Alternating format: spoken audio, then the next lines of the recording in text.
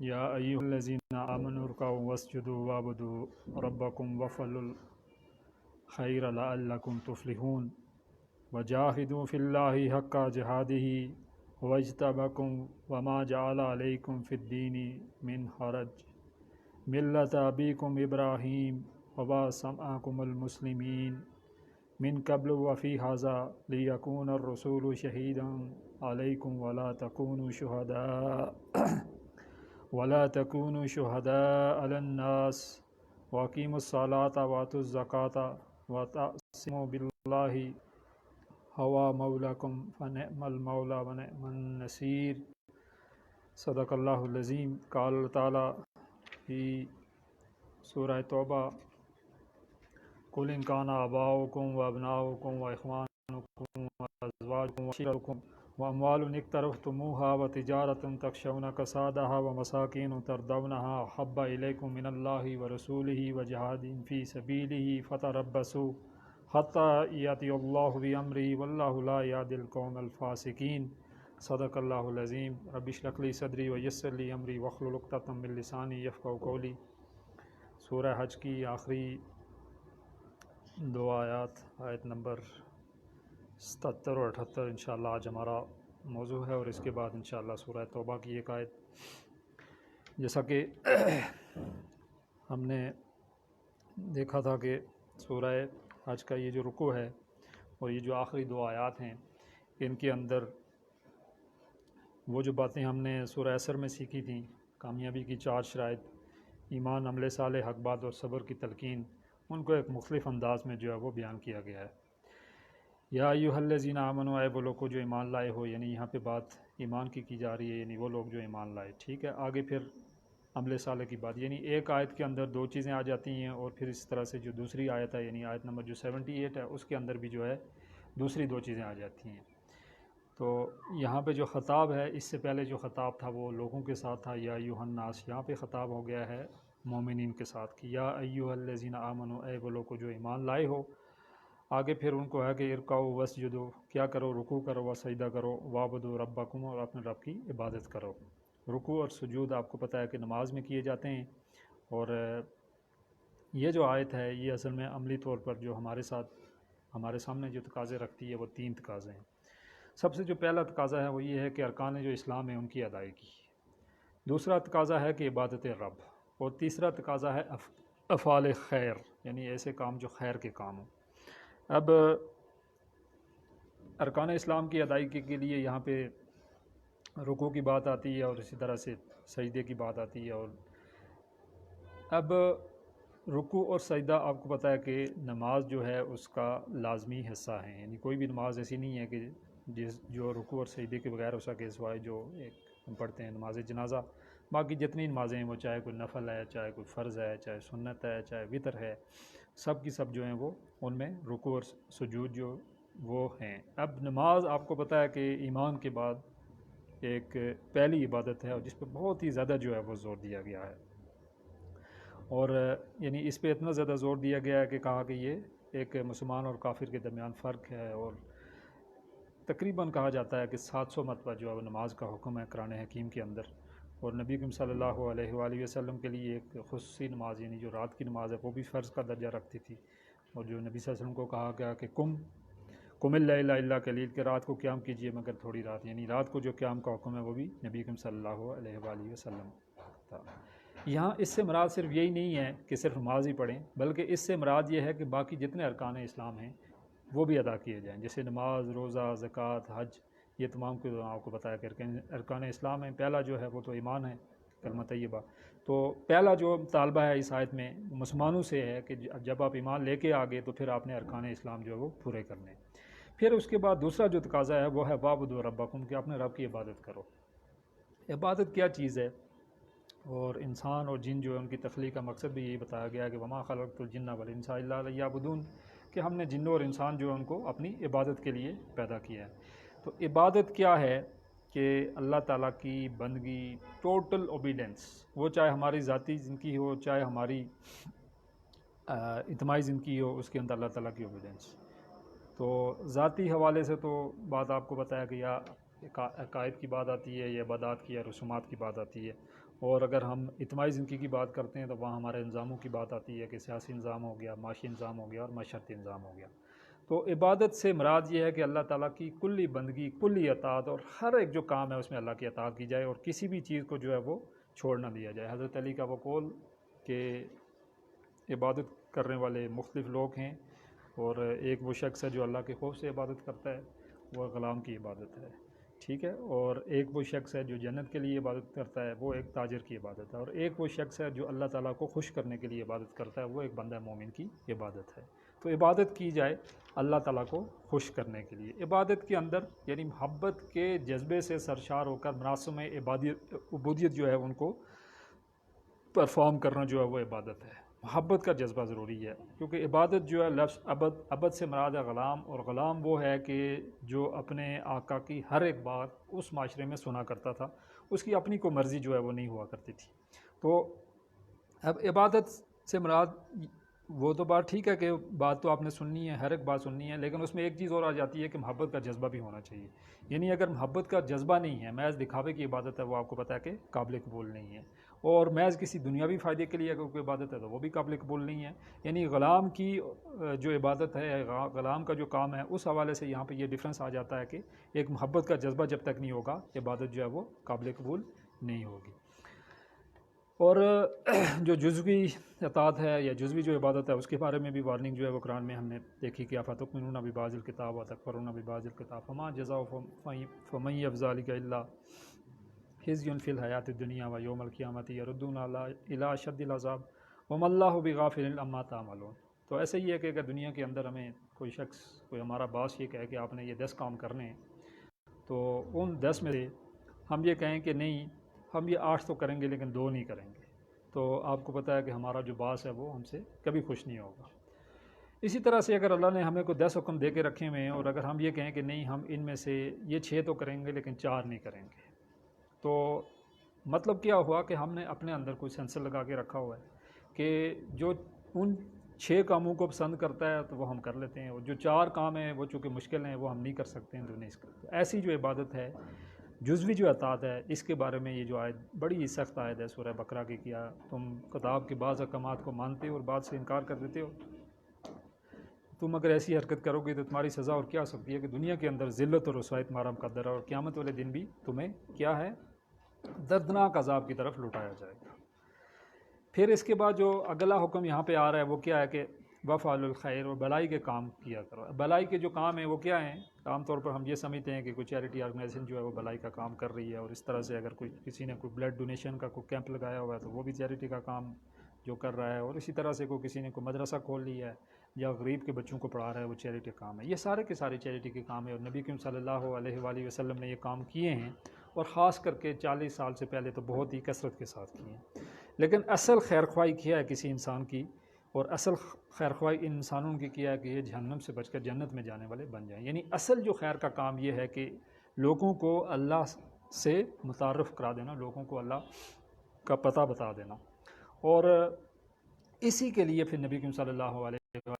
ساری زندگی یعنی 40 سال جب نبوت کے بعد انہوں نے اپنی ساری زندگی اسی کام میں لگائی ہے۔ تو اصل جو خیر کا کام کیا ہے کہ لوگوں کا تعلق جو ہے وہ اللہ کے ساتھ جوڑنا، اور کہا کہ لعلکم تفلحون، تاکہ تم فلاح پا جاؤ۔ یعنی فلاح پانے کے لیے کیا ہو گیا، یہ تینوں کام آ گئے، یہ 3 چیزیں یہاں پہ آ گئی ہیں، اور آیت جو ہماری 77 ہے اس کے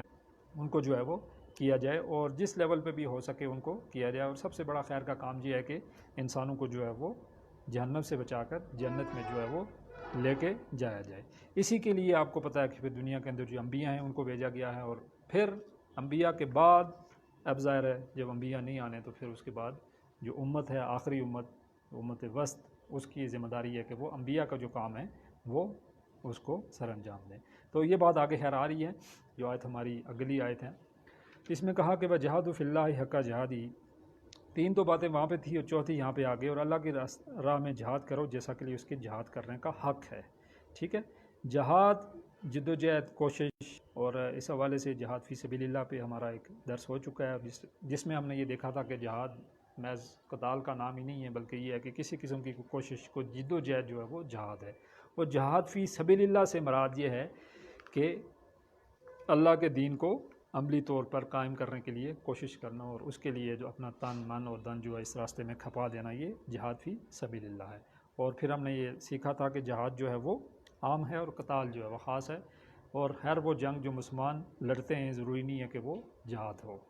ٹھیک ہے، اور وہ ایک خاص قسم کی جنگ ہوگی۔ قتال فی سبیل اللہ جو ہے خاص قسم کا ہوگا کہ اگر آپ اس نظام کو لانا چاہتے ہیں، ان الحکم الا للہ، اللہ کو بڑا کرنا چاہتے ہیں، اور اس کے لیے اگر آپ کو جنگ لڑتے ہیں تو وہ قتال فی سبیل اللہ ہوگا۔ البتہ یہ ہے کہ ایک شخص اگر جو ہے وہ اپنے جان بچانے کے لیے، اپنے مال کے لیے بھی لڑتا ہے، تو تب بھی نبی صلی اللہ علیہ وسلم کی حدیث ہے کہ وہ شہید ہے۔ یعنی آپ کے گھر میں اگر کوئی چور آ گیا اور آپ کی اس سے لڑائی ہو گئی ہے، کوئی ڈاکو آ گیا اس نے آپ کو مار دیا، تو تب بھی آپ شہید ہیں۔ البتہ جو اصل جو جس کا بڑا رتبہ ہے وہ ہے جہاد فی سبیل اللہ، یا آخر قتال فی سبیل اللہ۔ کہا کہ جہاد فی اللہ حق جہادی، اللہ کی راہ میں جہاد کرو جیسا کہ جہاد کرنے کا حق ہے۔ یعنی یہ ہے کہ ٹھیک ہے، ایک تو یہ ہے کہ بندہ جو ہے وہ آپ کو پتہ ہے کہ تھوڑا بہت جو ہے وہ کہیں اس طرح کی بات کر لے، لیکن اصل حق کیا ہوتا ہے؟ حق یہ ہوتا ہے کہ بندہ پھر اس کو اپنا جو میکسیمم وقت ہے اس کام کے لیے دے، اور پوری کوشش جو ہے وہ کرتا رہے، اور اگر کسی باطل کے نظام میں رہ رہا ہے تو اس کے خلاف پھر اس کی جو کڑن ہے وہ دیکھنے کے قابل ہونے چاہیے، بجائے اس کے کہ وہ اس نظام کے اندر کہیں پھیل پھول رہا ہو اور اسی نظام کے اندر جو ہے وہ خوش ہو کے رہ رہا ہو، اور اسی نظام میں جو ہے وہ اپنی اس کی پلاننگ ہو دنیا کے حوالے سے ہی، تو پھر آپ کو پتہ ہے کہ وہ جہاد جو ہے اس کا حق جو ہے وہ ادا نہیں ہوتا ہے۔ تو رسول جتنے بھی آئے ہیں آپ کو پتہ ہے کہ انہوں نے جہاد کیے ہیں، اور ہر جو نبی ہے اس نے ایک کوشش کی ہے کہ ایک ایسا نظام دنیا کے اندر بھی لایا جائے کہ جہاں دین اسلام پر عمل کرنا آسان ہو جائے اور اس کی مخالفت کرنا مشکل ہو جائے۔ اور آخری جو نبی ہے، نبی کریم صلی اللہ علیہ وآلہ وسلم، انہوں نے تو وہ نظام قائم کر کے دکھا دیا، اور 30 سال تک وہ نظام آپ کو پتہ ہے کہ وہ قائم رہا۔ تو حق کا جہادی، اس سے پہلے آئی تھی بات کہ ما قدر اللہ حق قدر ہی، کہ لوگ وہ اللہ کو نہیں پہچانتے ہیں جیسے کہ اللہ کو پہچاننے کا حق ہے۔ تو یہاں پہ یہ جو بات آئی ہے کہ حق کا جہاد فی اللہ حق کا جہادی، کہ جہاد کرو جیسا کہ جہاد کرنے کا حق ہے، ٹھیک ہے۔ اب اس سے مراد یہ ہے کہ یعنی اس کے لیے اپنی محنت، صحیح کوشش جو ہے وہ اپنی میکسیمم جو ایفرٹ ہے وہ لگا لی جائے۔ اور جیسے کہا کہ اگر کوئی شخص، کسی نے پوچھا کہ بھائی حق کیسے ادا ہو سکتا ہے، تو کسی نے کہا کہ اگر مجھے اللہ تعالیٰ کا یہ حکم ہو کہ آپ نے آسمان کو ہاتھ لگانا ہے تو میں آپ کیا کرو گے؟ تو اس نے کہا جی کہ میں یہ کروں گا کہ دنیا کے اندر سب سے جو اونچی چوٹی ہے اس کو ڈھونڈوں گا، اور اس کے اوپر چڑھ جاؤں گا، اور پھر وہاں اس کے اوپر چڑھ کے اپنے پاؤں ایڑیوں کے بل یعنی کھڑا ہو جاؤں گا، اور اپنے ہاتھ جو ہیں وہ اوپر کروں گا، اور اس کے بعد اللہ سے بولوں گا کہ یا اللہ میرے بس میں تو یہی تھا، میں اتنا ہی کر سکتا تھا، اب تیری مرضی ہے کہ تو اس چوٹی کو اوپر لے کے چلا جا یا تو آسمان کو نیچے لے کے آ جا۔ تو یہ ہے کہ حق ادا کیا جائے، یعنی جیسے اس کو کرنے کا حق ہے۔ یہ بہت ہی ایک اس میں تاکیدی اسلوب ہے کہ یہ کوئی ایسا کام نہیں ہے گرا پڑا کہ ٹھیک ہے جب ہمارا دل چاہ تو ہم نے کر لیا، اور جب کبھی ہم فارغ ہوئے تو ہم نے کر لیا، بلکہ جو مقصد بعثت ہے انبیاء کا وہ بھی یہی ہے۔ جیسے یہاں سورہ بقرہ میں کہا کہ کذالک جعلنا امۃ وسطا لتکونوا شہداء علی الناس ولا یکون الرسول علیکم شہیدا، کہ جو انبیاء جو ہیں ان کو بھیجا گیا ہے، کس کے لیے بھیجا گیا ہے؟ اسی کام کے لیے بھیجا گیا ہے۔ پھر کہا کہ هو اجتباکم، اس نے تمہیں چن لیا، یعنی یہ ایک بہت بڑا کام ہے، اور یہ اللہ کا کرم ہے کہ اس نے انسانوں میں سے ہمیں آخری نبی کریم صلی اللہ علیہ وسلم کی امت میں پیدا کیا، اور پھر اس امت وسط میں ہونے کی وجہ سے اللہ تعالیٰ نے ہمیں اس کام کے لیے چن لیا ہے۔ یعنی یہ چنے ہوئے لوگ ہیں، یہ کوئی ایسے لوگ نہیں ہیں گرے پڑے کہ جو محض جو ہیں وہ عام لوگوں جیسے ہیں، بلکہ یہ چنے ہوئے لوگ ہیں۔ پھر کہا کہ وما جعل علیکم فی الدین من حرج، اور تم پر دین کی کسی بات میں تنگی نہیں رکھی، یعنی ہمارا دین جو آپ کو بتایا کہ دین فطرت ہے، ٹھیک ہے، تو فطرت کے خلاف یہ کوئی بات نہیں کرتا، کوئی ایسی غیر فطری بات نہیں ہوگی، ٹھیک ہے۔ جو فطرت میں انسان کی جو ضرورتیں ہیں، جو حاجتیں ہیں، اس کو دین اسلام بالکل اسی طرح سے پوری کرنے کی کوشش کرتا ہے۔ یعنی یہ ایسا نہیں ہے کہ کوئی ایسی چیز ہو کہ جو انسان کی واقعی ضرورت ہو تو اس کو جو ہے وہ دین اسلام جو ہے وہ کہے کہ نہیں یہ چیز جو ہے نا آپ نہیں کر سکتے، بلکہ یہ دین فطرت ہے، اور اس کے لیے جتنی باتیں ہیں، جتنے جو احکامات ہیں، ان کے اندر آپ کو پتہ ہے کہ حکمت موجود ہے۔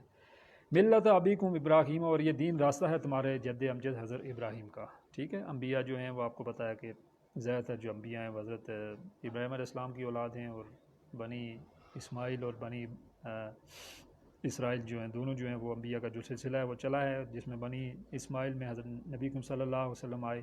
اور بنی اسرائیل میں زیادہ تر جو انبیاء ہیں وہ آئے۔ تو کہا کہ یہ راستہ ہے تمہارے جد امجد ابراہیم کا، یعنی ان کا کام بھی کیا تھا کہ جہاد کرنا۔ کہا کہ ہوا سماکم مسلمین، اور انہوں نے تمہارا نام مسلمان رکھا ہے، ٹھیک ہے. یعنی یہ جو مسلمان نام ہے یہ کوئی ایسا نہیں ہے کہ صرف ہمارا ہی نام ہے، بلکہ جو گزشتہ امت تھی اس کا نام بھی مسلمان تھا، ٹھیک ہے. اور یہ نام چلا آ رہا ہے، یعنی بہت پہلے سے چلا آ رہا ہے، اور اس کا مطلب ہوتا ہے کہ تسلیم کرنا. مسلم کا مطلب یہ ہوتا ہے کہ تسلیم کرنا. ہوا سماکم مسلمین من قبل فی ھذا، اور اس سے پہلے اور اب بھی، یعنی پہلے بھی تمہارا نام جو ہے مسلمان تھا، اور اب بھی تمہارا نام جو ہے وہ مسلمان ہے. اب آگے وہ جو امت ہے اس کا مقصد جو ہے وہ آ رہا ہے کہ وہ جو انبیاء ہیں ان کو کیوں بھیجا جاتا تھا، کہ لیکون الرسول شہیدا علیکم، تاکہ قیامت کے روز رسول تم پر گواہ بن جائیں. اب یہ رسول گواہ بن جائیں، کس بات کے گواہ بن جائیں؟ آپ کو پتہ ہے کہ گواہی جو ہے وہ دو طرح کی ہوتی ہے، یا تو کسی کی حمایت میں دی جاتی ہے یا کسی کی مخالفت میں دی جاتی ہے. اور انبیاء نے ظاہر جو گواہی دینی ہے وہ گواہی انبیاء نے دینی ہے کہ میں نے تو اپنا دین جو ہے ان تک پہنچا دیا تھا. صرف قولی طور پر نہیں پہنچایا بلکہ عملی طور پر پہنچایا. یعنی نماز کا طریقہ نبی صلی اللہ علیہ وسلم نے پڑھ کے بتا دیا، روزہ کیسے رکھنا ہے انہوں نے کر کے دکھا دیا، اور پھر اس سے بڑھ کر یعنی ریاست کی سطح پر وہ نظام بھی قائم کر کے دکھا دیا. 30 سال تک وہ نظام آپ کو بتایا کہ رہا ہے، نبی کریم صلی اللہ علیہ وسلم کی رخلت کے بعد بھی رہا ہے، وہ صحابہ جو ہیں ان کے دور حضرت علی تک وہ رہا ہے. تو وہ نظام جو ہے وہ کر کے قائم کر کے دکھا دیا ہے کہ یہ ہے وہ نظام، یعنی وہ حجت جو ہے وہ قائم کر دی. اب اگر ظاہر انبیاء جو ہیں وہ اپنی دعوت نہ پہنچائیں تو پھر کل اللہ کے یہاں ظاہر ان کو جواب دینا پڑے گا. اور اگر انبیاء نے اپنی دعوت پہنچا دی تو آگے بات ہم نے نہ سنی تو پھر ہم مجرم ہیں. جیسے آپ نے کسی سے کہا کہ یار فلاں شخص جو ہے اس کو میرا یہ پیغام دے دینا ہے، یہ بہت ہی ایک امپورٹنٹ بات ہے. تو بعد میں یہ پتہ چلا کہ اس شخص نے جس تک آپ نے پیغام پہنچا دیا تھا جس کو، اس نے وہ کام نہیں کیا. اب آپ کا سارا غصہ جو ہے ان دو میں سے کسی ایک پر ہوگا. ایک تو وہ پیغام لے کے جانے والا تھا، اور ایک جس تک وہ پیغام پہنچنا تھا. تو اب پہلے تو آپ اس پیغمبر سے پوچھیں گے کہ بھائی میں نے آپ کو یہ بات کہی تھی کہ فلاں شخص کو یہ بات بتا دینی ہے، آپ نے وہ بات بتائی ہے. اگر وہ کہہ دے کہ ہاں بھائی میں نے تو بتا دی تھی، تو پھر آپ کا سارا غصہ دوسرے شخص پہ ہوگا کہ جس کے لیے وہ پیغام بھیجا گیا تھا. لیکن اگر وہ پیغمبر جو ہے وہ پیغام پہنچائے تو آپ کا سارا غصہ اس پہ ہوگا. تو اب اسی طرح سے یہاں پہ یہ ہے کہ رسول جو ہیں وہ اگر انہوں نے دعوت امت تک پہنچا لی تو پھر آپ کو پتہ ہے کہ سارا جو غصہ ہے اللہ تعالیٰ کا وہ اس امت پہ ہے. اور اگر نعوذ باللہ، یعنی یہ تو رسولوں سے پاسبل نہیں تھا، لیکن اگر رسول سے کوئی غلطی ہو جاتی تو پھر سارا غصہ جو ہے وہ انبیاء کے ساتھ تھا. تو اب یہ ایک دو طرفہ کام ہے. اور اس میں پھر اگر ذرا جب نبی کریم صلی اللہ علیہ وآلہ وسلم چلے گئے تو اس کے بعد آپ کو پتہ یہ ذمہ داری بن گئی اس امت کی کہ وہ جو پیغام ہے انبیاء کا وہ ہم نے رہتی دنیا تک جتنے لوگ ہیں ان تک بات جو ہے وہ ہم نے پہنچانی ہے. یعنی وہ اور کوئی جو ہے وہ آنے والا نہیں ہے. اور اس کو ایک تو پہنچانا یہ ہے کہ ٹھیک ہے ایک زبانی پہنچانا ہے اپنی باتوں کی حد تک، یعنی جس کو ہم کہتے ہیں کہ قولی جو ہے وہ پہنچانا ہے. ایک یہ ہے کہ عملی طور پر یعنی اس پر عمل کر کے دکھانا ہے. اور محض یہ ہے کہ چند افراد کے عمل کرنے سے آپ کو پتہ ہے کہ وہ پیغام پہنچنے والا نہیں ہے. آج کے دور کا تقاضا یہ ہے کہ ایک جدید اسلامی فلاحی ریاست بنا کر لوگوں کو دعوت دی جائے کہ آؤ آ کر دیکھو یہ ہے وہ نظام. جس طرح نبی کریم صلی اللہ علیہ وآلہ وسلم نے مکے کے اندر وہ نظام قائم کر کے دکھا دیا تھا اور حجت قائم ہو گئی تھی، تو آج کا تقاضا یہ ہے کہ ایسی جدید اسلامی ریاست بنا کر دکھائی جائے. اور پھر اس کے بعد آپ کو بتایا کہ یہ پہنچا دیا جائے گا، یعنی لوگوں تک یہ دعوت جو ہے وہ آٹومیٹکلی پہنچ جائے گی. ورنہ آپ کو پتہ ہے کہ اگر چند افراد جو ہیں وہ کوشش کرتے بھی رہیں تو آج جو باہر ہمارا تعارف ہے وہ کس سے ہے؟ ہمارے جو پرائم منسٹر ہیں ان سے ہے، ہمارے کو پلیئر جانے والے ہیں ان سے ہے، یا ہمارے وہ جو ناچنے گانے والے ہیں ان سے ہمارا تعارف ہے. ٹھیک ہے. تو اسلام جو ہے وہ آپ کو پتہ ہے کہ آج بدنام ہے اور اس کا تعارف جو ہے وہ باہر نہیں پہنچا ہوا ہے. اور برنارڈ شاہ جو ہے انہوں نے کہا کہ جب میں کتابوں میں اسلام کو پڑھتا ہوں تو میں سمجھتا ہوں کہ اس سے بہترین دین کوئی نہیں ہے، اور جب میں مسلمانوں کو دیکھتا ہوں تو میں کہتا ہوں کہ اس سے بہترین قوم کوئی نہیں. تو ہم جو ہیں اسلام کو یعنی بجائے اس کے کہ اس کا کوئی اچھا امیج دیں، ہم اس کو مس ریپرزینٹ کر رہے ہیں، جس کی وجہ سے کیا ہو رہا ہے کہ اسلام جو ہے وہ آپ کو پتہ ہے کہ بدنام ہو رہا ہے. اور آج اگر معاشرے کے اندر اور خاص کر کے مغربی ممالک میں اسلام کا کوئی تعارف ہے تو یہی ہے کہ خودکش بمبار ہیں، یہ چرس اور ہیروئن کا کاروبار کرتے ہیں. تو بجائے اس کے کہ ہم کوئی اچھا جو ان کو اپنی دعوت پہنچا سکیں، ہم ایک برا نام جو ہے وہ اسلام کا پیدا کر رہے ہیں. تو اس کے لیے اب ظاہر امت بس یہی ہے، اور یہ ذمہ داری اسی امت کی ہے، یہ آپ کو بتایا کہ کسی اور کی نہیں ہے. کہا کہ لیکون رسول شہیدا علیکم، تاکہ قیامت کے روز رسول جو ہیں وہ گواہ تم پر بن جائیں. یعنی قیامت والے دن ظاہر رسول جو ہیں وہ اللہ تعالیٰ سے یہ بات کہیں گے کہ بھائی میں نے تو اپنا پیغام جو ہے ان تک پہنچا دیا تھا. آگے ظاہر انہوں نے عمل نہیں کیا ہے، اب کیا ہے یہ قصوروار ہیں۔ اور پھر کہا کہ وَتَكُونُوا شُهَدَاءَ عَلَى النَّاسِ، اور تم گواہ بن جاؤ لوگوں پر، یعنی امت وسط ہیں ہم، تو ہم بھی وہ اصل میں انبیاء کا کام کر رہے ہیں، اور سب سے بہترین امت کا خطاب ہمیں اس لیے دیا جاتا ہے کہ ہم اصل میں انبیاء کا کام کر رہے ہیں۔ یعنی اگر لوگوں تک ہم یہ دعوت نہیں پہنچا رہے ہیں، ہم نے اس کو جو ہے وہ کہیں اپنے سینے کے اندر چھپا کے رکھا ہوا ہے، ہم نے اپنی کتابوں کو جو ہے کہیں بہت ہی سنبھال کے رکھا ہوا ہے، اور صحیح بات جو ہے لوگوں تک نہیں پہنچا رہے ہیں، تو پھر کیا ہوگا؟ ہمیں بھی اللہ کے یہاں کل جو ہے وہ جواب دہ ہونا ہے۔ اور اگر ہم نے یہ دعوت پہنچا دی اور لوگوں نے نہ سنی تو پھر ٹھیک ہے، آپ کو بتایا کہ ہماری گواہی جو ہے وہ ان کے مخالف چلی جائے گی، لیکن اس وقت جو ہے وہ ان کی گواہی ہم پہ قائم ہو رہی ہے، ان کی حجت ہم پہ قائم ہو رہی ہے کہ ہم تو دعوت پہنچا ہی نہیں رہے ہیں۔ اور ایسا نہیں ہے کہ یہ کام یعنی صرف زبانی بات ہے، پھر آگے سے وہ پریکٹیکل کام سٹارٹ ہو جاتا ہے کہ بھائی شروع آپ نے کہاں سے کرنا ہے، وہ پھر آگے جو ہے وہ بات آ رہی ہے۔ اب نبی کریم صلی اللہ علیہ وآلہ وسلم جو ہیں، ایک بار انہوں نے حضرت عبداللہ بن عباس سے کہا کہ آپ جو ہے وہ تلاوت کریں، اور پھر وہ سورہ نساء جو ہے اس کی تلاوت کر رہے تھے، اور اس آیت پر جب وہ آئے کہ فَكَيْفَ إِذَا جِئْنَا مِن كُلِّ أُمَّةٍ بِشَهِيدٍ وَجِئْنَا بِكَ عَلَىٰ هَٰؤُلَاءِ شَهِيدًا، کہ بس اس وقت کیا حال ہوگا کہ جب ہم ہر امت میں سے ایک گواہ کھڑا کریں گے، اور اس امت پر نبی صلی اللہ علیہ وسلم آپ کو گواہ بنا کر لائیں گے۔ تو اس وقت جب انہوں نے اپنا چہرہ، چونکہ حضرت عبداللہ جو ہیں وہ نیچے جھکے ہوئے تلاوت کر رہے تھے، اور یہ آیت نمبر 41 ہے سورہ نساء کی، اس تک جب وہ پہنچے انہوں نے چہرہ اوپر اٹھایا تو انہوں نے دیکھا کہ نبی کریم صلی اللہ علیہ وسلم رو رہے تھے، اور ان کی جو آنکھیں آنسو سے بھری ہوئی تھی کہ یعنی مجھے اپنی جو امت ہے اس کے خلاف جو ہے وہ گواہی جو ہے وہ دینی پڑے گی۔ تو ایسا ہی ہے کہ نبی صلی اللہ علیہ وسلم تو اپنا کام کر دیا، اور آپ کو بتایا کہ خطبہ حجۃ الوداع جو ہے اس کے موقع پر انہوں نے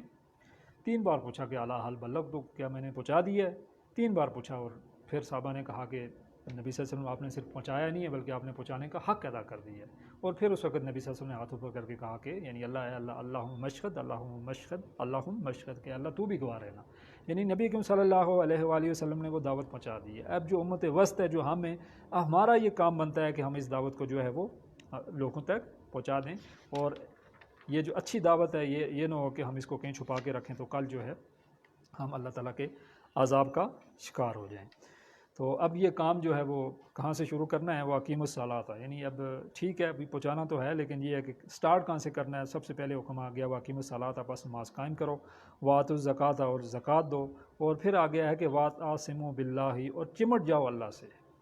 اور کہیں آتا ہے کہ واعتصموا بحبل اللہ، کہ اللہ کی رسی کے ساتھ چمٹ جاؤ۔ تو رسی کیا چیز ہے؟ رسی کے بارے میں ہے کہ یہ قرآن حکیم جو اللہ کی رسی ہے، کہا کہ حدیث ہے کہ اس کا ایک سرا جو ہے وہ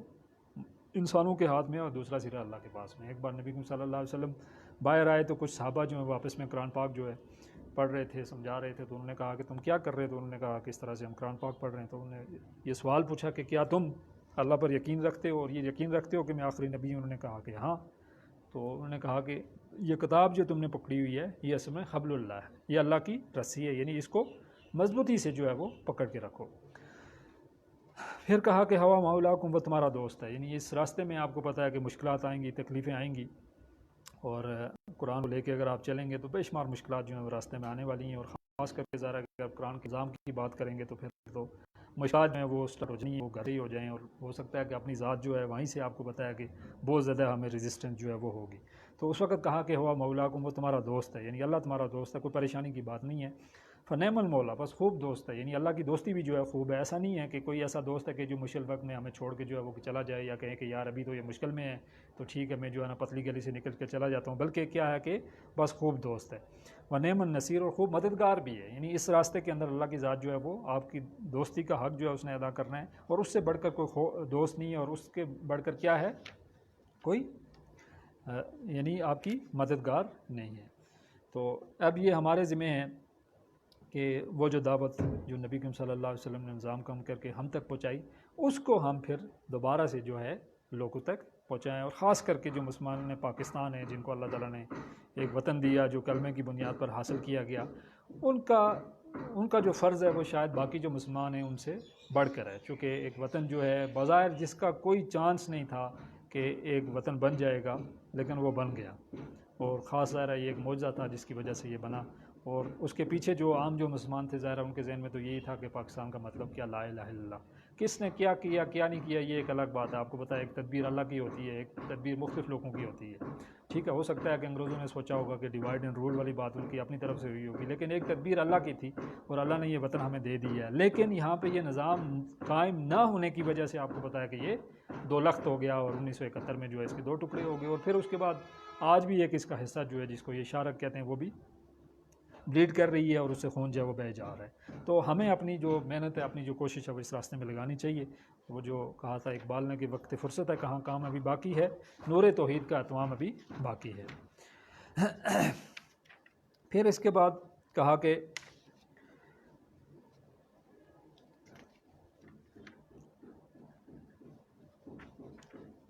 نعم المولا و نعم النصیر، کہ وہ بس خوب دوست ہے اور خوب مددگار ہے۔ اب دو باتیں تو یہاں پہ آ گئی ہیں، جیسا میں نے آپ سے کہا کہ سورہ عصر کی 4 جو چیزیں ہیں، ٹھیک ہے، وہ یہاں پہ ان 2 آیات میں آئی ہوئی ہیں۔ یہ جو جہاد ہے اس کے اندر صبر بھی آ جاتا ہے۔ اب ظاہر ہے اگر آپ اس راستے میں کوشش کرتے ہیں تو لازمی مشکلات آتی ہیں، اور صبر اس کا لزومہ ہے، یعنی لازم صبر آپ کو کرنا پڑے گا۔ تو 4 ہماری چیزیں تھیں، 2 وہاں پہ آ گئیں، ٹھیک ہے، ایمان اور عمل صالح، اور 3 اور 4 وہ اسی جہاد کے اندر ہیں، ٹھیک ہے۔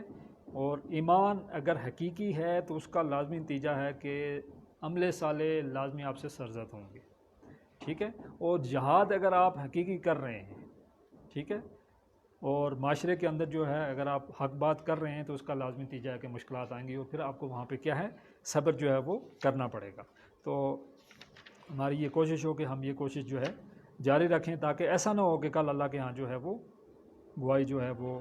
ہمارے خلاف ہی چلے جائے انبیاء کی، بھائی یہ لوگ جو ہیں انہوں نے دین کا جو کام نہیں کیا ہے اور انہوں نے یہ جو نظام کی جو بات ہے وہ لوگوں تک نہیں پہنچائی۔ تو یہ ہماری کوشش ہر حال میں ہونی چاہیے۔ پھر اس کے بعد اب یہ جو آگے جو آیت آ رہی ہے، اور یہ سورہ توبہ کی آیت نمبر 24 ہے، یہ تقریباً 8 ہجری فتح مکہ سے قبل نازل ہوئی۔ اب جب مسلمان فتح مکہ کے لیے جانا چاہ رہے تھے تو اس وقت بہت سے ظاہر لوگ ایسے تھے کہ جن کے ذہن میں یہ سوالات آ رہے تھے کہ ہم جائیں اور وہاں ہمیں مشکلات اٹھانی پڑیں گی، تکلیفیں جو ہیں وہ وہاں ظاہر آپ کو بتایا کہ جانا اور پھر جہاد کے لیے جانا آسان کام نہیں ہے، اور پھر کوئی ضروری تو نہیں ہے کہ ظاہر آپ جا رہے ہیں تو آپ واپس سے زندہ آئیں گے، اور خاص کر کے ظاہر وہ ایک ایسا وقت تھا کہ جہاں ایک کثیر تعداد جو ہے نا لوگوں کی مسلمان ہو گئی تھی۔ اور شروع میں تو یہ تھا کہ پہلے آپ کو پتہ ہے کہ مار پڑنا شروع ہوتی ہے اور پھر بندہ مسلمان ہوتا ہے، یعنی جو ہی آپ نے کلمہ پڑھا آپ مار پڑنا شروع ہوگی۔ اب آخر میں ہوا یہ کہ جب یہ دین کی دعوت جو ہے وہ زیادہ پھیل گئی تو لوگ مسلمان ہو جاتے تھے، اور قبیلے کا سردار مسلمان ہوا تو سارے جو لوگ ہیں قبیلے والے سب مسلمان ہو گئے۔ اب ان کے اندر وہ ایمان اس طرح کا پختہ نہیں تھا۔ تو یہاں پہ یہ بات آ رہی ہے کہ وہ جو جہاد فی سبیل اللہ ہے اس سے آپ فرار کیوں اختیار کرتے ہیں، وہ کیا آپ کی کون سی ایسی محبتیں ہیں جن کی وجہ سے آپ جو ہیں جہاد فی سبیل اللہ سے اعراض کر رہے ہیں، جس کی وجہ سے آپ اس سے بھاگ رہے ہیں۔ تو یہ ایک طرح کا آپ کہہ سکتے ہیں کہ ایک طرح کا ایک ترازو ہے جو ہم میں سے ہر ایک شخص تولے گا اس میں اپنے آپ کو کہ بھائی مجھے کون سی وہ محبت آڑے ہے جو مجھے اس کام سے روکے جا رہی ہے۔ تو ایک طرف 8 محبتیں ہیں اور دوسری طرف آپ دیکھیں گے کہ 3 محبتیں جو ہے وہ آئیں گی۔ تو یہ بہت ہی ایک عام فہم آیت ہے، اور وہ جو قرآن کا ہے کہ جو سورہ قمر میں 4 بار جو آیت آئی ہوئی ہے کہ وَلَقَدْ يَسَّرْنَا الْقُرْآنَ لِلذِّكْرِ فَهَلْ مِن مُّدَّكِرٍ، کہ ہم نے اس قرآن کو یاددہانی کے لیے، نصیحت کے لیے جو ہے بہت ہی آسان کیا ہے، کوئی ہے جو اسے یاددہانی حاصل کرے؟ تو اس کو پڑھ کے ہمیں یہ لگے گا کہ یہ اصل میں خطاب ہم ہی سے ہو رہا ہے، چونکہ دنیا کے اندر آپ دیکھیں گے کہ ان 8 محبتوں کے علاوہ کوئی اور محبت نہیں ہوتی ہے، ٹھیک ہے، یعنی ہر شخص جو ہے وہ انہی میں کہیں نہ کہیں پھنسا ہوا ضرور ہوگا، ٹھیک ہے، یا اس کی رشتہ داریاں ہوں گی، ٹھیک ہے، یا اس کا مال ہوگا، کاروبار ہوگا، یا اس کا کوئی گھر بار ہوگا جس کی محبتیں اس سے ہٹ کر آپ کو پتہ ہے کہ کوئی چیز جو ہے وہ ہوتی نہیں ہے۔ تو اس کو شروع کرتے ہیں۔ اعوذ باللہ من الشیطان الرجیم، بسم اللہ الرحمن الرحیم۔ قل ان کان آباؤکم وابناؤکم واخوانکم وازواجکم وعشیرتکم واموال اقترفتموها وتجارۃ تخشون کسادها ومساکین ترضونها احب الیکم من اللہ ورسولہ وجہاد فی سبیلہ فتربصوا حتی یأتی اللہ بامرہ واللہ لا یہدی القوم الفاسقین۔ صدق اللہ العظیم۔ کہا پہلی آیت میں کل کہو ان کانا، اگر تمہارے باپ، ٹھیک ہے، اس کے بعد پھر کہا ابناؤکم تمہارے بیٹے، و اخوانکم تمہارے بھائی، و ازواجکم تمہاری بیویاں، یعنی بیوی کے لیے شوہر اور شوہر کے لیے بیوی، و عشیرتکم اور تمہارے رشتہ دار، و اموال اقترفتموها اور وہ مال جو تم محنت سے کماتے ہو، و تجارتم تخشون کسادہ، وہ تجارت جس میں خسارے سے تم ڈرتے ہو، وہ مساکن و تردونہا۔ تو یہ اب وہ 8 محبتیں یہاں پہ آ گئی ہیں، اور اس کے اندر ایک نفسیاتی ترتیب جو ہے وہ پائی جاتی ہے۔ سب سے پہلے ذکر جو ہے وہ باپ کا آتا ہے، ٹھیک ہے۔ آپ کو پتا ہے کہ بچہ جب چھوٹا ہوتا ہے تو اپنے والد سے بڑا پیار کرتا ہے، اور انہی کو جو ہے وہ آئیڈیل سمجھتا ہے، اور ہر ایک بات وہ ان کی سنتا ہے، ٹھیک ہے۔ اب جب ایک بچہ جو ہے تھوڑا بڑا ہو جاتا ہے، پھر اس کے بعد آپ کو پتا ہے کہ اگر اس کے کو بھائی ہیں تو اس کی ایفیلیشن اپنے بھائیوں کے ساتھ بھی ہوتی ہے، ٹھیک ہے۔ اور پھر اس سے آگے جب بات جاتی ہے، وہ شادی کرتا ہے تو ظاہر ہے جو اس کی زوج ہے اس کے ساتھ اس کی ایفیلیشن ہوتی ہے، اور پھر جب آپ کو پتا ہے کہ جو رشتہ دار ہیں ان کے ساتھ بھی ایک ایفیلیشن ہے، اور پھر اسی طرح سے جو بچے ہیں آپ کے تمہارے بیٹے ان کے ساتھ بھی ایک ایفیلیشن ہے، ٹھیک ہے۔ اور یعنی باپ کی اپنے بیٹے کے ساتھ اور بیٹے کی اپنے باپ کے ساتھ جو ایفیلیشن ہے۔ تو یہ تو وہ 5 قسم کی رشتہ داریاں آ گئی ہیں جن میں ہم جو ہے وہ کہیں جکڑے ہوئے ہیں، اور ہماری جتنی بھی 2 نمبری ہیں وہ ساری انہی میں سے کسی رشتہ دار کو خوش کرنے کے لیے ہوتی ہیں کہ یار میں یہ کروں گا تو یہ میرا کاروبار اتنا بڑھ جائے گا، میں یہ نہیں کروں گا تو یہ مجھے نقصان ہوگا، اور جس کی وجہ سے میرے رشتہ دار جو ہیں وہ مجھ سے ناراض ہوں گے، یا یہ ہے کہ ناراض نہ بھی ہوں تب بھی یہ ہے کہ میرا سٹیٹس جو ہے وہ آپ کو پتہ ہے تھوڑا سا لو ہوگا، اور لوگ جو مجھے کہیں گے کہ یار آج کے دور میں یہ ہے کس پرانے سے گھر میں رہ رہا ہے، اور اس نے گاڑی جو ہے وہ 74 کرولا رکھی ہوئی ہے، یہ کیا گاڑی ہے۔ تو اس طرح کی باتیں آپ کو پتہ آئیں گی۔ تو اب یہ 8 جو محبتیں ہیں ان میں سے 5 محبتیں یہ رشتہ داریاں ہیں، ٹھیک ہے، جس کے اندر اگر ہم میں سے ہر ایک اپنا جائزہ لے تو اس میں کوئی نہ کوئی ایسی محبت ضرور ہوگی۔ باپ کی محبت ہوگی، بیٹے کی ہوگی، اس طرح سے بھائی کی ہوگی، اسی طرح سے زوج کی ہوگی، اسی طرح جو رشتہ دار ہیں ان کی محبت ہوگی، آڑے آئے گی۔ کوئی بھی اچھا کام اگر ہم کرنا چاہیں گے تو ان 5 محبتوں کی وجہ سے ہم دیکھیں گے کہ ہمیں کوئی مشکل پیش آئے گی۔ کوئی بعض کا ایسا کام ہو کہ جس میں ظاہر ہے اگر ہمیں کوئی قربانی دینی پڑے تو کیا ہوگا اس وقت؟ پھر یہ ہے کہ انسان جو ہے وہ کوشش کرتا ہے، جیسے عام طور پر آپ دیکھتے ہیں کہ اگر ہمارے بھائی سے کوئی غلطی ہو جائے تو ہم نے دیکھی ہے کہ اس نے غلطی کی ہے، لیکن گواہی کا معاملہ ہوگا تو ہم کبھی بھی اپنے بھائی کے خلاف نہیں بولیں گے، ہم کہیں گے یار میرے بھائی کا معاملہ ہے۔ اور بلکہ آپ کو پتہ ہے کہ جھوٹی گواہیاں جو ہیں وہ دی جاتی ہیں، اور یعنی وہ قرآن پہ حلف لے کے تو جھوٹ جو ہے وہ آپ کو پتہ ہے کہ آج جو ہماری عدالتیں وہاں اپنے رشتہ داروں کو، اپنے جو قریبی دوست عزیز ہیں ان کو جو ہے وہ بچایا جاتا ہے یا ان کو جو ہے نوازا جاتا ہے۔ تو اس کے حوالے سے قیامت والے دن جو ہے وہ نقشہ جو کھینچا گیا ہے کہ یوم یفر المرء من اخیہ و امہ و ابیہ و صاحبتہ و بنیہ لکل امرئ منہ یومئذ شأن یغنیہ، کہ اس روز انسان جو ہے وہ بھاگے گا کس سے؟ اپنے بھائی سے، اپنی ماں سے، اپنے باپ سے، اپنی بیوی اور اپنے بیٹے سے۔ یعنی قیامت والے دن جو ہے وہ کوئی اس کے کسی کے کام نہ آئے گا۔ ہر انسان کو اس روز ایسی فکر لاحق ہوگی کوئی جو دوسروں سے بے پرواہ کر دے گی۔ یعنی قیامت والے دن کوئی رشتہ داری کام آنے والی نہیں ہے، اور اگر دنیا کے اندر ہم کوئی اپنے کسی رشتہ دار کو بچانے کے لیے یا اس کو نوازنے کے لیے کوئی ایسا کام کر رہے ہیں تو ہمیں پھر یہ جان لینا چاہیے کہ قیامت والے دن جو ہے ان میں سے کوئی بھی رشتہ داری جو ہے وہ ہمیں کام نہیں آنے والی ہے۔ اور ہر ایک جو رشتہ ہے وہ کیا ہے، وہاں پہ انسان ایک جو رشتہ دار ہے اس کو پہچاننے سے بھی انکار کر دے گا، اور ہر ایک جو رشتہ دار ہے اس کے لیے وہاں پہ جو ہے وہ اجنبی بن جائے گا۔ اور یہاں تک کہا ایک حدیث میں کہ انسان جو ہے وہ یہ کہے گا کہ کاش جو ہے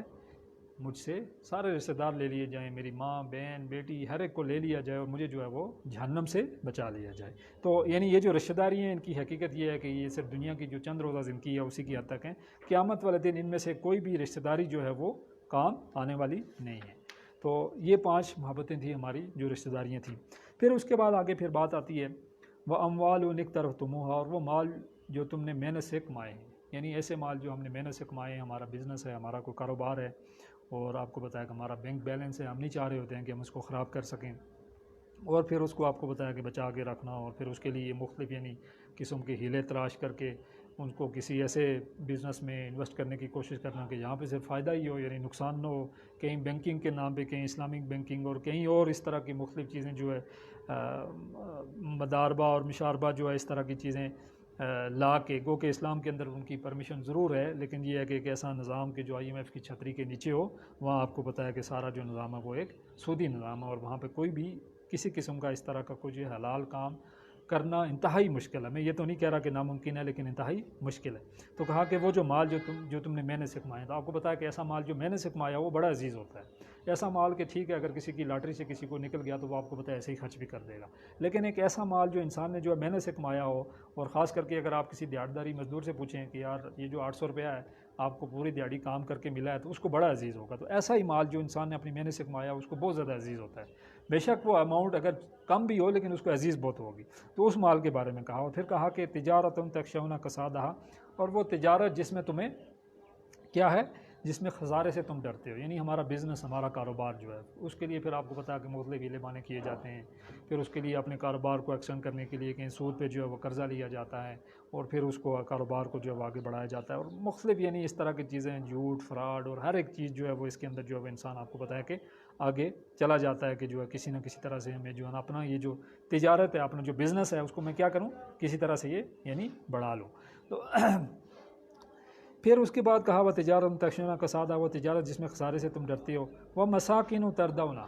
اور پھر کہا کہ وہ گھر جو تمہیں بہت پسند ہے. ٹھیک ہے. اور آپ کو پتہ ہے کہ ایسے گھر جو ہیں وہ ہم جن کی ساری لگا لیتے ہیں گھر بنانے میں، پھر ان کو سنوارنے میں، سجانے میں. تو اس حوالے سے ایک بادشاہ جو ہیں انہوں نے ایک بڑا خوبصورت سا محل تعمیر کیا اور وہاں پہ ایک فقیر کو بلایا. تو اس سے پوچھا کہ یار آپ بتاؤ کہ یہ جو میرا محل ہے یہ کیسا ہے. تو فقیر جو ہے اس نے کہا کہ بادشاہ سلامت، جو دو باتیں اگر ہو جائیں تو یہ محل بہت اچھا ہے. انہوں نے کہا کہ ایک تو یہ کہ یہ محل جو ہے یہ اگر ہمیشہ رہے تو بہت اچھا ہے، اور دوسرا یہ ہے کہ اس میں جو رہنے والا ہے وہ اگر ہمیشہ رہے تو پھر تو بہت اچھا ہے. تو اب آپ کو پتہ ہے کہ نہ کوئی محل جو ہے ہمیشہ رہنے والا ہے، نہ اس میں رہنے والا ہمیشہ رہنے والا ہے. تو گھر جتنا بھی اچھا ہو، جو بھی ہو، آخر کار جو ہے آپ کو پتہ ہے کہ ہم نے ایک دن اس کو جو ہے وہ چھوڑ کے جانا ہوتا ہے. تو یہ سارے دنیا کے مرغوبات ہیں، اور آپ کو پتہ ہے کہ جتنا اچھا جس کا سٹیٹس ہوتا ہے اس کے لیے ذرا اس کو چھوڑنا بھی مشکل ہوتا ہے. ٹھیک ہے. کسی کا سٹیٹس جو ہے وہ اگر اتنا اچھا نہیں ہے تو اس کے لیے ذرا کوئی زیادہ بڑی وہ بات نہیں ہوتی ہے، وہ چھوڑ بھی سکتا ہے. لیکن کسی کا بڑا اچھا سٹیٹس ہے تو ایسا بھی نہیں ہے. ہمارے سامنے مثالیں بھی موجود ہیں، ظاہر ہے کہیں ایسے صحابہ ہیں کہ جنہوں نے اپنا سارا مال و دولت، ہر ایک چیز جو ہے وہ دین اسلام کے لیے قربان کر دی. یعنی اس میں کوئی ایسی بات نہیں ہے کہ نہیں کوئی یہ ہے کہ اگر یہ ہے تو یہ کام ہو ہی نہیں سکتا ہے. تو اقبال نے کہا تھا کہ یہ مال و دولت دنیا یہ رشتہ و پیوند، بتان وہم و گما لا الہ الا اللہ. کہ یہ جو مال و دولت ہے یہ سب جو ہے یہ کیا ہے، ایسا لگتا ہے کہ یہ بھی بت بن جاتے ہیں ایک وقت پہ آ کے، اور انسان جو ہے وہ انہیں کی پرستش، انہیں کی پوجا کرنا شروع کر لیتی ہے. آج اگر آپ کسی بھی شخص سے ملیں گے، بازار کے اندر آپ جائیں تو اس کی میکسیمم باتیں یہی ہوں گی کہ آج میں یہ کاروبار کر رہا ہوں، مجھے یہ فائدہ ہوا ہے، میں یہ کر لوں گا، یہ ہو جائے گا، وہ کر، بس مطلب دنیاوی حوالے سے ہی ہماری. ایون کہ میں آپ کو یہ بتا دوں کہ جو ہم دیندار لوگ ہیں، ہمارا بھی مشغلہ عام طور پر یہی ہے کہ دنیا کے حوالے سے بھی ہماری ساری کیلکولیشن ہوں گی، دین کے حوالے سے ہماری کوئی کیلکولیشن، کوئی بات نہیں ہوگی. ٹھیک ہے. تو یہ آج جو دیندار ہیں میں ان کی بات بتا رہا ہوں، باقی جو دنیا دار ہیں تو ان کے بارے میں تو مطلب یہ ہے کہ کیا کہنا ہے. تو پھر کہا کہ مساکین و تردونہا، وہ گھر جو تمہیں بہت پسند ہے، یعنی ایسے گھر جو بڑے پیار و محبت کے ساتھ جو ہے وہ بنائے جاتے ہیں، اور پھر ان کو جو ہے وہ ساری زندگی جو ہے وہ مینٹین رکھا جاتا ہے. اور ان میں جو ہے جو ان کو بنانے کے لیے پھر مختلف جو قرض جو ہیں وہ بینک سے لیے جاتے ہیں، اور مختلف طرح کے جو اس طریقے جو ہیں وہ آپ کو پتہ ہے اختیار کیے جاتے ہیں کہ جو دین اسلام میں جو ہے وہ قابل قبول نہیں ہے، وہ اختیار کیے جاتے ہیں. اب یہاں سے پھر اس آیت کا جو ہے آگے پھر دوسرا ایسا سٹارٹ ہو رہا ہے. تو یہ آپ کے سامنے 5+3 یعنی 8 محبتیں آ گئی ہیں، 5 رشتہ داریاں آ گئی ہیں، اور 3 جو ہے وہ ہماری جو کاروباری ضروریات جو ہیں یا ہمارے جو گھر ہیں وہ جو ہیں اس میں آ گئی ہیں. تو یہ 8 محبتوں میں ہی تمام کے تمام انسان، دنیا میں جتنے انسان ہیں وہ کہیں نہ کہیں انہی محبتوں میں لگے ہوں گے، اور انہی کو جو ہے وہ پروموٹ کرنے میں لگے ہوئے ہیں. تو اس کے مقابلے میں یعنی جو بات آ رہی ہے، کہا کہ احب الیکم، کہ مذکورہ بالا جو مرغوبات دنیا ہیں اگر تمہیں زیادہ محبوب ہیں، کس سے؟ من اللہ ہی، اللہ سے، و رسول ہی، اور اس کے رسول سے، و جہاد فی سبیل ہی، اس کے راستے میں جہاد سے. ٹھیک ہے. یہ 3 محبتیں وہاں پہ آ گئی. سب سے پہلے جو ہے وہ اللہ تعالیٰ کی ذات آ گئی ہے خود، کہ اگر تمہیں یہ ساری چیزیں پسند ہیں، کس سے؟ اللہ سے. یعنی کوئی ہم ایسا کام کریں کہ جو اللہ تعالیٰ کا ناپسندیدہ کام ہے، تو پھر اس کا مطلب یہ ہے کہ ہم نے اصل میں یہ ہے کہ اللہ کو پس پش ڈال دی ہے، اور ہم نے ان محبتوں کو آگے کر دیا ہے. تو اس حوالے سے آپ کو پتہ ہے کہ ایک انسان کی طبعی یا جو جبلی جو محبت ہے وہ بھی انسان کی ہوتی ہے، کہ آیت میں جیسے کہا گیا ہے کہ زُيِّنَ لِلنَّاسِ حُبُّ الشَّهَوَاتِ مِنَ النِّسَاءِ وَالْبَنِينَ وَالْقَنَاطِيرِ الْمُقَنطَرَةِ، اور یہ جو آیت سورہ آل عمران کی ہے کہ مزین کر دی گئی ہیں تمہارے لیے لوگوں کی خواہشات کی محبت، یعنی عورتوں کی، بیٹوں کی، سونے چاندی کی، اور بڑے بڑے ذخیرے اور اعلیٰ نسل کے گھوڑے، مویشیاں اور کھیتوں کی محبت، مگر یہ سب دنیا کی زندگی کے سامان ہیں، اور اللہ کے پاس بہت ہی عمدہ جو ہے وہ ٹھکانہ ہے. تو اب کیا ہے، یہ جو طبعی یا ایک جبلی جو محبت ہے اس کا تقاضا یہی ہے کہ ہر انسان کو یہ چیزیں پسند ہیں. ٹھیک ہے. مال و دولت ہے، عورتیں ہیں، اور اسی طرح سے سونا چاندی ہے اور بیٹے ہیں اور اعلیٰ نسل کے جو گھوڑے ہیں، پہلے تو گھوڑے تھے، مویشی ہیں، آج کل تو آپ کو پتہ ہے وہ گاڑیاں آ گئی ہیں، وہ ساری چیزیں، پھر اس طرح سے وہ کھیت ہے، کھیتوں کی محبت۔ عام طور پر ہم دیکھتے ہیں کہ ایک انسان جو شہر میں رہ رہا ہوتا ہے، جب وہ تھوڑا بوڑھا ہوتا ہے یا بڑا ہوتا ہے تو وہ کہتا ہے یار کہ میرا ایک فارم ہاؤس ہونا چاہیے، تو وہ جا کے کہیں دور جا کے جو ہے فارم ہاؤس بنا لیتا ہے۔ تو یہ ایک فطری محبت، اس فطرت کے اندر جو ہے نا ایک محبت جو ہے اس کے اندر یہ چیز پائی جاتی ہے۔ پھر اس کے علاوہ دوسری جو محبت ہے، یہ تو جبلی محبت تھی، دوسری جو محبت ہے وہ فطری محبت ہے۔ فطرت کیا ہے کہ انسان کی فطرت کے اندر آپ کو بتایا کہ اللہ تعالیٰ کا تعارف جو ہے وہ موجود ہے، تو اس کی فطرت کے اندر کیا ہے، یعنی فطرت میں والدین کی محبت ہے، ٹھیک ہے، اور اسی طرح سے جو قدرت کے ظاہر ہیں، اور اگر فطرت سلامت ہے تو پھر فطرت کے اندر اللہ کی محبت بھی شامل ہے، جو حقیقی طور پر اللہ کی ذات ہے۔ اور پھر اسی طرح سے جو روحانی محبت ہے کہ ہماری روح جو ہے، روح چونکہ اللہ تعالیٰ سے آئی ہے اور اس کا مسئلہ کے پاس ہے، اسی طرح سے جو روحانی محبت ہے وہ بھی کیا ہے، اللہ تعالیٰ کے ساتھ ہے۔ تو اب اس محبت کو چھوڑ کر انسان جو ہے وہ کچھ اور بت جو ہے وہ بنائے بیٹھتا ہے، اور پھر آپ کو بتایا کہ ساری زندگی جو ہے وہ انہی کو پوجتا رہتا ہے اور انہی کی پرستش کرتا رہتا ہے اور انہی کے ساتھ جو ہے وہ لگا رہتا ہے، اور پھر اسی طرح سے آپ کو بتایا کہ وہ قبر میں چلا جاتا ہے۔ جبکہ اللہ سے محبت کا تقاضا یہ ہے کہ اللہ کی جو ہے وہ بندگی کی جائے، اسی کی اوبیڈنس کی جائے، اور جو ہمارا تخلیق کا مقصد ہے کہ وما خلقت الجن والانس الا لیعبدون، کہ زندگی آمد بائے بندگی، زندگی بے بندگی شرمندگی، ٹھیک ہے، زندگی جو ہے وہ کس کے لیے ہے، بندگی کے لیے، اور بندگی پھر وہی ہے، میں نے آپ کو بتایا تھا کہ عبادت کے اندر دو چیزیں آ جاتی ہیں، ایک محبت قلبی اور اطاعت کلی۔ محبت کے جذبے سے سرشار ہو کر اطاعت کلی یعنی ہر ایک بات کو ماننا، اپنی طرف سے کچھ چیزیں لینا اور کچھ چیزیں جو ہے وہ چھوڑنا لینا۔ آپ کو بتایا کہ یہ جو روش تھی یہ منافقین کی روش تھی، اور یہ بالکل کسی صورت میں جو ہے وہ مطلوب نہیں تھی۔ اور منافقین کے بارے میں آپ کو بتایا کہ وہ کہاں پہ ہوں گے، جہنم کے سب سے نچلے گڑھے میں۔ یعنی یہ تو ایسی ہی بات ہے کہ اگر اللہ تعالیٰ نے ہمیں 10 باتوں کے لیے کہا ہوا ہے تو ہم ان میں سے 8 مان رہے ہیں، تو ہم اس منافقین کی کیٹیگری میں چلے گئے اور ہم سب سے نیچے گڑھے میں چلے گئے۔ اس کے مقابلے میں جو مشرکین ہیں وہ سے اوپر ہیں، اس لیے کہ اس کا مطلب یہ ہے کہ ہم نے اپنے اندر کچھ سینسر لگا کے رکھا ہوا ہے کہ ہم چند باتیں تو لے لیتے ہیں، لیکن چند جو ہمیں اچھی نہیں لگتی ہیں ان کو ہم چھوڑ دیتے ہیں۔ ٹھیک ہے، جس نے انکار کیا، جو مشرک ہے، جو کافر ہے، اس کو تو پتہ ہی نہیں ہے نا، وہ تو اس طرف آیا ہی نہیں ہے۔ لیکن ایک ایسا شخص کہ جو چند باتوں کو لے کے چند کو چھوڑ رہا ہے، پھر وہ کیا ہے، منافقین کی اس کیٹیگری میں چلا جاتا ہے۔ اب عبادت جو ہے اللہ کی محبت کے جذبے سے سرشار ہوگا۔ پھر اس کے بعد رسول کی محبت آ جاتی ہے کہ رسول کی محبت، رسول کا جو اعتبار، رسول کی جو پیروی ہے جو کی جائے، ہر ایک بات جو اس میں دیکھا جائے کہ ہمارے نبی کا جو طریقہ کیا تھا۔ یعنی آپ کو پتہ ہے کہ صحابہ جو بھی بات نبی صلی اللہ علیہ وسلم کرتے وہ ان کو دیکھ لیتے، ان کو فالو کرتے۔ یعنی کہنا تو دور کی بات، وہ یہ نہیں کہ انہیں کوئی بات نبی صلی اللہ علیہ وسلم کہیں گے تو وہ کریں گے، جب وہ کسی کام کے لیے ان کو دیکھتے وہ کام کو کر رہے ہیں تو فوراً، اور نبی صلی اللہ علیہ وسلم کی حدیث ہے کہ تم میں سے کوئی شخص مومن نہیں ہو سکتا جب تک کہ میں اس کو اس کے ہر ایک رشتے سے زیادہ عزیز نہ ہو جاؤں، ہر ایک رشتے سے زیادہ کیا ہے، محبوب نہ ہو جاؤں۔ اور پھر ان کی زندگی والا خلقت جو ان کی زندگی ہے ہمارے لیے ایک اسوہ حسنہ ہے، یعنی ان کی اتباع، ان کی پیروی جو ہے وہ کی جائے۔ اتباع کے حوالے سے یہ ہے کہ اطاعت، اور وہ بھی محبت کے جذبے سے، ٹھیک ہے، ایک تو ٹھیک ہے جو نبی صلی اللہ علیہ وسلم نے جو کام کیا وہ کرنا، لیکن محبت کا جذبہ، دونوں جگہ میں نے آپ کو دکھایا کہ اللہ کی عبادت جو ہے کرنی ہے اطاعت کلی محبت کے جذبے کے ساتھ، اتباع محبت کے جذبے کے ساتھ۔ اگر اس میں وہ محبت کا جذبہ نہیں ہے تو پھر اس کا کوئی فائدہ ہونے والا نہیں ہے۔ تو محبت کا جذبہ جو ہے وہ دونوں جگہوں پہ، وہ چاہے عبادت ہے چاہے اتباع ہے نبی صلی اللہ علیہ وآلہ وسلم کی، وہ ضروری ہے۔ اور اتباع رسول کا یہ تقاضا، اور سب سے بڑا تقاضا یہ جو اقامت دین کی جدوجہد ہے کہ جس کے لیے انسان جو اپنا جان بھی لگاتا ہے، مال بھی لگاتا ہے، اور اپنی زندگیاں جو ہیں وہ نبی صلی اللہ علیہ وسلم نے اپنی زندگیاں اس کام کے لیے لگا دیں۔ اور پھر جو مقصد بعثت تھا نبی صلی اللہ علیہ وسلم کا کہ هو الذی ارسل رسولہ بالہدی ودین الحق لیظہرہ علی الدین کلہ، کہ انبیاء کو ہم نے بھیجا تاکہ اس دین کو تمام ادیان پہ جو ہے وہ غالب کرے۔ تو وہ جو بڑا مقصد ہے اس کو بھی جو ہے وہ ساتھ لے کے چلنا، اور اس کو جو ہے وہ پس پش جو ہے وہ نہیں ڈال دینا، اور اپنا جان بھی اس راستے میں لگا لینا، اور اپنی جو ہے وہ مال بھی اس راستے میں لگا لینا۔ اور یہ انبیاء کی ایک متواتر سنت ہے، یعنی ٹھیک ہے، انبیاء سارے نے کوشش کی، نظام صرف نبی صلی اللہ علیہ وسلم نے قائم کیا۔ نوح علیہ السلام نے 950 سال تبلیغ کر کے 80 لوگ مسلمان ہوئے، نبی صلی اللہ علیہ وسلم نے 23 سال محنت کی، وہ نظام قائم کر کے دکھا دیا کہ یہ ہے وہ نظام، ٹھیک ہے۔ باقی آپ کو بتایا کہ مدد نہیں آئی، کہیں جو ہے وہ افراد تیار نہیں ہو سکے، حضرت نوح علیہ السلام کے وقت میں نہیں تیار ہوئے، موسیٰ علیہ السلام کے، عیسیٰ علیہ السلام کے وقت میں تیار نہیں ہوئے، اور پھر آخرکار نبی کریم صلی اللہ علیہ وسلم کے وقت میں آ کے لوگ بھی تیار ہو گئے، تو وہ نظام نبی صلی اللہ علیہ وسلم نے قائم کر کے دکھا دیا، اور اس کو ایک حجت کے طور پر جو ہے وہ لوگوں کے سامنے پیش کیا کہ یہ ہے وہ نظام۔ نبی کریم صلی اللہ علیہ وآلہ وسلم کی حدیث ہے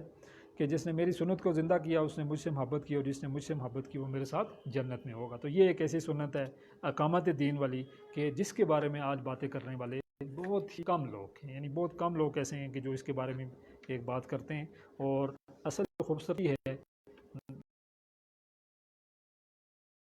دین کی وہ کے نظام کے ساتھ ہے۔ جیسے ایک بلڈنگ ہے، اس کے اگر پلر بنے ہوئے ہیں، چھت نہیں پڑا ہوا تو ہم کہیں گے یہ بلڈنگ نہیں ہے، چھت پڑا ہوا ہے، دیواریں نہیں بنی ہوں گی تو پھر بھی ہم کہیں گے یہ کھنڈر ہے۔ لیکن اگر اس کی دیواریں بھی بن گئی ہیں، پینٹ بھی ہو گیا تو پھر وہ ایک بلڈنگ کی صورت میں۔ تو پلر تو ہم لے کے چلتے ہیں، یعنی وہ جو ارکان اسلام کافی سارے لوگ اس کو فالو کرتے ہیں، لیکن اس کا چھت، اس کی دیوار، اس کا وہ جو نظام ہے اصل میں وہ اس کے بارے میں جو آپ کو پتا ہے کہ بہت کم لوگ ایسے ہیں کہ جو بات کرتے ہیں۔ اب اللہ کے راستے میں جو جہاد ہے اس کی محبت، یعنی اللہ کے جو راستہ ہے اس کے لیے آپ کو پتا ہے کہ تیسری جو چیز ہے وہ آ گیا وہ جہاد اللہ کے راستے۔ پہلی جو چیز، دو چیزیں تھیں ظاہر آپ کو پتا ہے کہ کوئی شخص کہے کہ مجھے اللہ سے محبت ہے، آپ کے دل میں کیا ہے، میرے دل میں کیا ہے مجھے نہیں پتہ ہے۔ اسی طرح سے کوئی کہے مجھے نبی سے محبت ہے، وہ کیا جذبہ ہے، وہ کتنی ہے، ظاہر ہم اس کو میئر نہیں کر سکتے۔ لیکن آ کے میئر کہاں پہ ہوگی؟ یہاں جو تیسری چیز ہے وہاں پہ ہوگی کہ جہاد جو شخص جتنا کر رہا ہوگا، جتنی شد و مات کے ساتھ کر رہا ہوگا، اصل میں کیا ہوگا؟ وہی اللہ اور اس کے رسول سے محبت کرنے والا ہوگا۔ تو جہاد پھر آپ کو پتہ ہے اس کی مختلف سٹیجز ہیں، جیسے ہم نے اس کو دیکھا بھی تھا کہ اپنے جو نفس ہے اس کے خلاف جہاد ہے، اسی طرح سے جو معاشرہ ہے اس کے اندر جو منکرات ہیں ان کے خلاف جو جہاد ہے، غلبہ دین کی کوشش کرنا اور تمام کی تمام جو برائیاں ہیں اس کو روکنے کی کوشش کرنا، یہ پھر جہاد ہے۔ اور سب سے بڑا جہاد کہ یہ زمین اللہ کی ہے، اس نظام کو، اللہ کے نظام کو اس زمین پر نافذ کرنے کے لیے جہاد کرنا جو ہے یہ بھی کیا ہے؟ ایک بڑا جہاد ہے۔ اور حضرت خالد بن ولید رضی اللہ تعالیٰ عنہ کے بارے میں ہے کہ وہ جب اہل فارس کو اسلام کی دعوت دینے گئے تو انہوں نے وہ جو 3 آپشن تھے ان کے سامنے رکھے۔ ایک تو انہوں نے یہ کہا کہ مسلمان ہو جاؤ، ہمارے برابری کے شہری بن جاؤ گے، نہیں مسلمان ہوتے ہو تو چھوٹے بن کے رہو، کمی یعنی بن کے رہو، جزیہ ٹیکس دو، وہ بھی قبول نہیں ہے تو پھر کیا ہے؟ آؤ تلواریں ہمارے اور تمہارے درمیان جو ہے وہ فیصلہ کریں گے۔ تو جب ایک اسلامی ریاست جب قائم ہو جائے تو پھر اس کے بعد جو طریقہ کار ہوتا ہے دعوت کا وہ ذرا ڈیفرنٹ ہو جاتا ہے۔ جب تک وہ قائم نہیں ہے تو وہ ایک مختلف انداز ہے، لیکن جب قائم ہوگی، جب حجت قائم کر کے آپ نے ایک سائزیبل ملک کے اندر وہ نظام قائم کر کے دکھا دیا تو پھر غیر مسلمین سے بات کرنے کا ایک انداز اور ہوا کرتا ہے۔ لیکن جب تک وہ قائم نہیں ہے پھر آپ کو پتہ ہے کہ ظاہر ہے ایک انداز جو ہے وہ اور ہوا کرتا ہے۔ تو اس وقت جو ہے ظاہر آپ کو پتہ ہے کہ جو ہمارا ہے وہ کیا ہے کہ کسی ایسے سائزیبل ملک میں وہ نظام قائم ہو جائے اور پھر اس کے بعد جو ہے وہ دنیا کو وہ دکھایا جائے کہ آؤ کر دیکھو۔ اور اگر وہ قائم ہو جائے، اللہ کرے وہ قائم ہو جائے، کسی جدید فلاحی ریاست بن جائے تو پھر آج کسی لڑائی کی شاید نوبت نہ آئے، اس لیے کہ آج انسانیت جو ہے وہ آپ کو پتہ ہے کہ عدل و انصاف کی تلاش میں ہے کہ جہاں کمیونزم جو ہے وہ فیل ہوا، جہاں پہ وہ جو سرمایہ داریت ہے وہ فیل ہو گئی، تو ایک ایسا نظام وہ چاہتے ہیں کہ جہاں پہ ہر ایک انسان کو عدل و انصاف ملے، جہاں پہ امن ہو، چین ہو، سکون ہو۔ تو ایسا نظام جو ہے وہ بنانے والا وہ اصل میں وہ خالق کائنات ہے کہ جس نے ہر ایک کو بنایا ہے، اور وہی جو ہے ایک ایسا نظام جو انسانوں کو دے سکتا ہے کہ جو انسانوں کی جس میں حقیقی فلاح جو ہے وہ ہوگی۔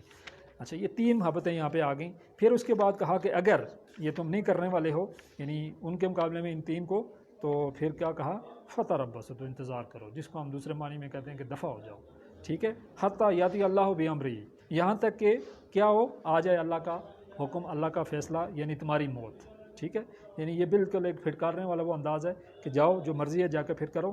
واللہ لا یہدی القوم الفاسقین، اور اللہ ایسے نافرمانوں کو ہدایت نہیں دیا کرتا۔ یعنی اگر آپ ان 8 محبتوں کو ترجیح دے رہے ہیں ان 3 محبتوں پہ تو پھر اللہ کے یہاں آپ کو پتہ ہے کہ کوئی مقام نہیں ہے، پھر ٹھیک ہے اپنی موت کا انتظار کرو۔ اور اللہ تعالیٰ بھی کیا کرتا ہے؟ ایسے جو نافرمان ہیں اللہ تعالیٰ کیا کہتے ہیں کہ ان کو بھی جو ہے وہ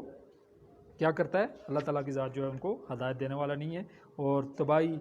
ان کا مقدر ہے اس دنیا کے اندر بھی اور آخرت میں بھی۔ اور وہ آپ دیکھ رہے ہیں کہ آج مسلمان جو ہیں 56 یا 57 ممالک ہیں، لیکن ذلت اور رسوائی جو ہے وہ ہمارا مقدر ہے۔ سب سے زیادہ ریسورسز ہمارے پاس ہیں، آئل ہمارے پاس ہے، ینگ جنریشن ہمارے پاس ہے، اور ہم پاکستان کے پاس تو وہ ایٹم بم بھی موجود ہے، وہ ساری چیزیں موجود ہیں، لیکن اس کے باوجود آپ کو بتایا کہ ذلت اور رسوائی جو ہمارا مقدر ہے، اور وہ جو انہوں نے بنائی ہوئی ہے UN اور پتہ نہیں G15 اور G10 اور G3 4 5، اس کے اندر کسی مسلمان ملک جو ہے اس کا نام نہیں ہے، کوئی سے کوئی بات جو ہے وہ پوچھنے والا نہیں ہے۔ تو کیا وجہ ہے کہ آج ہم اللہ کے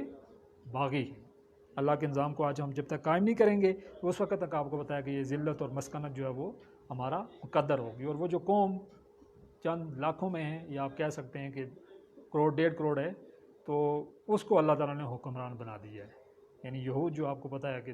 1.5 کروڑ ہوں گے زیادہ سے ہے، یا تھوڑے بہت اس سے اوپر نیچے ہوں گے، لیکن وہ آج کیا ہے، انہوں نے ایک ایسا مالیاتی شکنجہ جو ہے تیار کر کے رکھا ہوا ہے کہ ہر مسلمان ملک جو ہے اس کو انہوں نے جکڑ کے رکھا ہوا ہے۔ ریسورسز ہمارے پاس ہیں، ینگ جنریشن ہمارے پاس ہے، ساری چیزیں ہمارے پاس ہیں، اللہ تعالیٰ نے ہمیں وہ دنیا بھی سے دی ہیں کہ بہت ہی زیادہ زرخیز ہیں، لیکن اس کے باوجود ذلت اور رسوائی اور مسکنت جو ہے وہ ہمارا مقدر ہے۔ جس طرح سے بنی اسرائیل کو اللہ تعالیٰ نے صحرائے تینہ کے اندر بھٹکا دیا تھا اور 40 سال بھٹکتے رہے، تو اسی طرح سے آج جو مسلمان ہیں وہ بھی پوری دنیا کے اندر بیچارے بھٹکتے پھر رہے ہیں، اور کوئی جو ہے ان کا پرسان حال نہیں ہے۔ تو اب آخری جو بات ہے کہ یہ تو نہیں ہے کہ ظاہر ہے کام کہیں سے شروع کرنا پڑے گا، اور اس شروع کرنے کے لیے پھر وہ بات وہیں سے آ جاتی ہے کہ سب سے پہلے کیا آ جاتا ہے، ارکان اسلام، کہ ارکان اسلام کو پورا کرنا، پھر اس کے بعد عبادت رب، پھر وفعل الخیر یعنی لوگوں کو بھلائی کی طرف بلانا اور اصل بھلائی جاننا، اور پھر آخری جو سٹیج ہے وہ جہاد فی سبیل اللہ، یعنی اللہ کے نظام کو قائم کرنے کے لیے اپنی جان اور مال لگانے سے بھی دریغ نہ کرنا۔ تو آج آپ کو پتہ ہے کہ جو اقبال نے کہا ہے کہ محبت کا جنوں باقی نہیں، مسلمانوں میں خون باقی نہیں، صفیں کج دل پریشان سجدہ بیزوق کے جذبے اندروں باقی نہیں، یعنی کوئی شوق کوئی جذبہ آج جو ہے وہ باقی نہیں ہے، اور آج جو مسلمان ہیں ذلت اور رسوائی جو ہے وہ ان کا مقدر ہے۔ تو ہمیں چاہیے کہ ہم اللہ کے راستے میں جو ہے اپنی جو کوشش ہے وہ تیز کر دیں، اور یہ کوشش کریں کہ ایک ایسا نظام جو ہے اس کو قائم کر کے دنیا کے لیے جو حجت قائم کرے۔ باخر دعوانا الحمدللہ رب العالمین۔